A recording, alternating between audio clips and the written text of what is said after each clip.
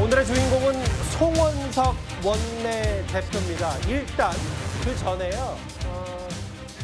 국민의힘이 이제 22일 전당대회를 앞두고 5명 이제 예비 후보들에서 4명으로 추려지는 당대표 이제 조금씩 추려가는 양상입니다. 본격적인 당권 레이스가 시작됐는데 장동혁, 안철수, 주진우, 조경태, 김문수 이 5명 가운데 1명이 탈락해서 총 4명이 이제 본격적인 당권 레이스를 펼치고요. 주말부터 당대표 토론회가 시작이 됩니다. 그런데 저렇게 전당대회에 모든 시선이 쏠려야 마땅한 이 국민의힘 분위기 속에서 뭐가 있었냐면요. 아까 이춘석 의원이 포착된 주식거래 정황 보셨죠? 어제는 이 사진 한 장으로 꽤 시끄럽습니다. 일단 국민의힘 내부 분위기부터 무슨 얘기인지 살펴보도록 하겠습니다.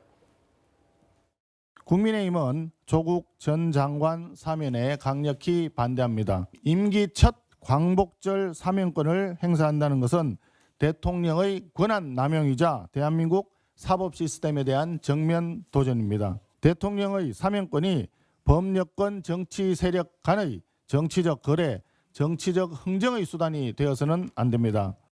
이게 필리버스터 하는 중에 아마 이런 일이 있었던 걸로 생각을 해요. 이제. 체리 따봉에 이어서 체리 따봉보다 더 크다. 전 국민이 아는 예, 체리 따봉 그때 그거랑 똑같기 때문에 오늘은 이춘석 의원이었다면 어제는 송원석 원내대표였어요. 저 이현정 의원. 네.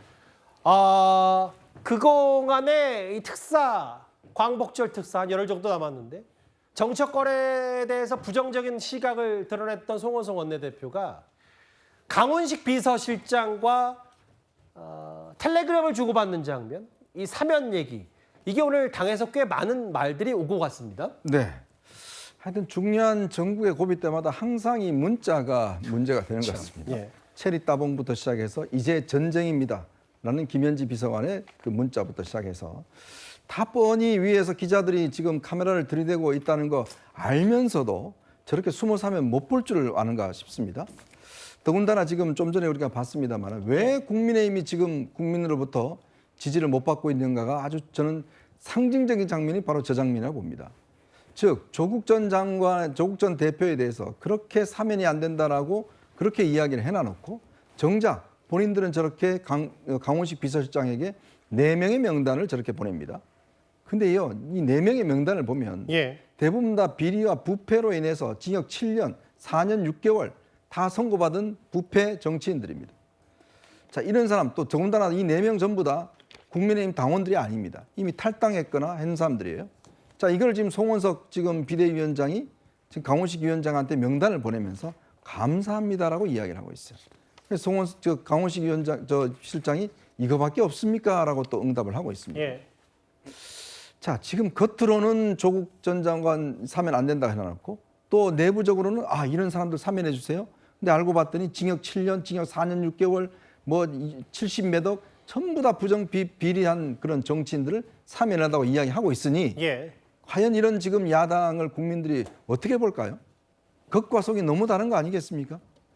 저는 참 저런 모습을 보면서 참 국회의원들에 대한 신뢰, 더군다나 야당에 대한 신뢰가 왜 떨어지는지를 상징적으로 보여주고 있는 장면이다 이렇게 보여집니다. 글쎄요, 뭐 사면이라는 게 정치권 물밑에서 여러 의견 교환이 있을 수 있긴 한데 표면적으로 말했던 것과 너무 다르지 않냐. 또 이 사면 명단이 아까 이현정 의원의 지적대로 논란의 인물도 아니냐라는 것들이 여러 가지 겹쳐져 있는 것 같은데 당권 주자인 주진우 의원도 이거에 대해서 한마디 했더라고요. 이게 마치 조국 전 장관, 뭐 이화영 전 부지사 관련 사면에 빌미를 줄 수도 있는 거 아니냐라는 얘기까지 했습니다. 이도학 의원님.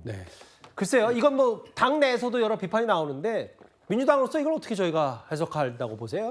저는 좀 안타깝다는 생각을 하게 됐는데 왜 그러냐면 처음부터 말을 하지 말든가 아니면 실행을 하지 말든가 아니면 걸리지나 말든가 여러 가지 생각들이 복합적으로 들 수밖에 없는 대목입니다.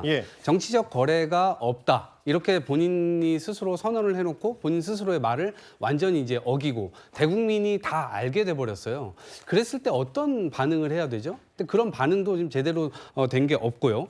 그리고 지금 얘기하는 저 분들이 예를 들면 진짜 정치적인 어떤 피해를 보고 또 정치적 어떤 대칭에 의해서 싸우다가 정치적으로 뭔가 손해를 보신 분들이라면 일견 이해되는 측면도 있을 겁니다. 예. 그런데 전부 다 공적 마인드도 없이 개인 비리로 저렇게 되신 분들이에요. 그러니까 야당의 초점이 과연 국민들을 잘 살게 하는 데 있는지, 차라리 저 문자가 진짜 민생사범들을 이번에 제대로 구출을 해 주십시오, 이런 문자였다면 국민들이 박수 쳤을 겁니다.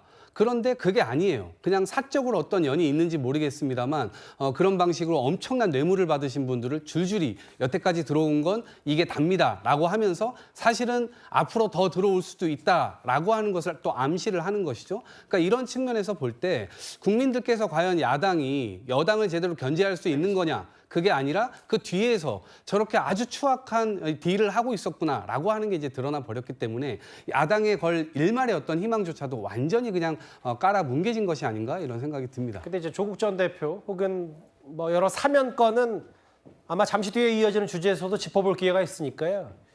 그 여권 인사들 사면 얘기는 좀 잠시 뒤에 한번 하나하나 만나보도록 하겠습니다. 일단 송원석 원내대표 문자 메시지 포착된 거에 대해 이건 정치권 뭐 대통령실 상관없이 파장이 좀 만만치가 않았어요. 3회였습니다.